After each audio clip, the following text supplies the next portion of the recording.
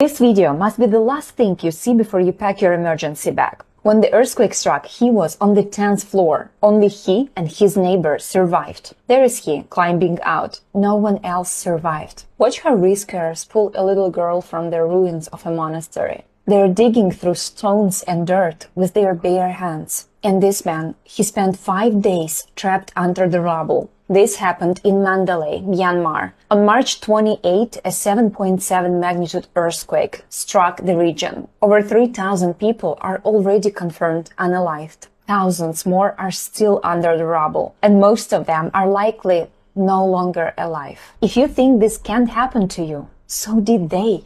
Right now, everyone needs to prepare an emergency bag and learn how to survive natural disasters. If a building collapses on you, your best chance is ending up in an air pocket, a tiny space created by a large object like heavy furniture or a fridge, or just basically by luck, like this happened with this family. They were trapped for 15 hours, but they made it because they could call for help. But that's not always possible. You might choke on dust, you might be crushed and unable to scream, or you might simply run out of strength to yell. That's why one of the most crucial things in your emergency bag is a whistle. This is actually I call it micro emergency set. This is a whistle which is very light but extremely loud, and a Swiss knife with some scissors and small knife and file and something else, and very small, very light but quite powerful flashlight. When disaster strikes, you will have only seconds to react. If your bag is ready, you will have a chance even if you're getting buried under the rubble. So you will be able to wait for rescuers and call for help. But you need to understand that